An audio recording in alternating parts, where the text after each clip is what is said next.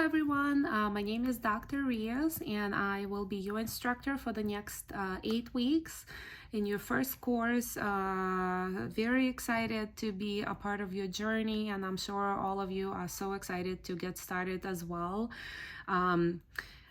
Again, my name is Dr. Rios. I am originally from Ukraine. I have completed my undergrad program in the Netherlands and in France, and my PhD here at Grand Canyon University. So I have gone through a journey similar to what a lot of you are going through right now, and I am very excited to share my experience and knowledge with all of you and help you get to your next step, first through this class and then closer to your dissertation and completing your PhD. I am a full-time faculty here at Grand Canyon University, and my office hours are Monday through Friday, 10 a.m. to 6 p.m. Arizona time. However, my schedule is flexible, and sometimes you will see me in class in the evenings or on a Saturday as well, replying to your questions or grading some discussion questions or assignments as well. With that, the best way to contact me would be using your private forum in your classroom. That way I can directly see where you're at in your class, what week, what class you are. I am teaching different subjects, and that would be the fastest way to get an answer. We can always schedule a phone call, or you can send me an email as well. It may just take me again some time to find your class if you are choosing to use my email. I will post my contact information with my phone number and everything else, office hours, in the announcements. So please check those, check the announcements for weekly expectations as well, for additional information such as how to cite the textbook we're using in this class, how to, what templates to use, the copies of the templates, and so on. So always check the announcements every week just to make sure you don't miss anything. As you have probably already logged in and on your calendar, you saw that you will have a discussion question 1 and discussion question 2 every week. So the expectation for this class goes as I will look for your response to both discussion questions done on time. When you click on the link of the discussion question 1 or 2, you will always see a deadline due date. So if you forget at any point, you can always get that reminder when they're due. In addition to answering discussion question 1 and discussion question 2, I will ask you to post 3 participation responses under discussion question 1 and discussion question 2. You can choose where you participate and earn your participation points, as long as you post at least 3 from the first day to the last day of the week on any day. All of your responses to your discussion questions and participation responses have to be at least 150 words. That does not include the reference, so don't include that in the word count so you don't lose the credit for that work that you did. You will need to include at least 1 in-text citation and at least 1 reference in every response. There will be a few discussion questions that will specifically say in the instructions that academic support is not required. So participating under that post or replying to that post, obviously I'm not going to be looking for a citation, but all other ones, please include at least 1. Do your best to format those in APA style. Don't get discouraged if you are still not comfortable doing it correctly, if you can't find the answers on how to do it for certain articles or whatever you're using to support your response.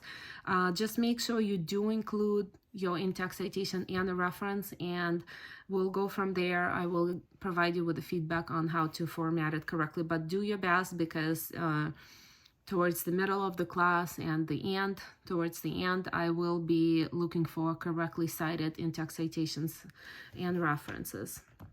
In some of my responses to you under discussion question 1 or 2 in every week, I will typically include the title for my response. The reason I do that is so when you choose where to participate and what to reply to, you can go by the titles and see if that's something you would like to engage in, and it's interesting for you, or if you want to read about it from what I posted and participate that way.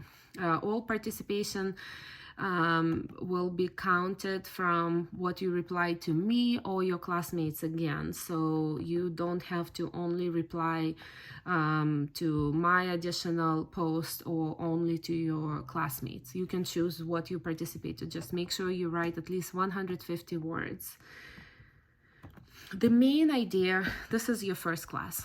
I know a lot of you are worried and want to do everything perfect and right away. Please know that this is a learning experience.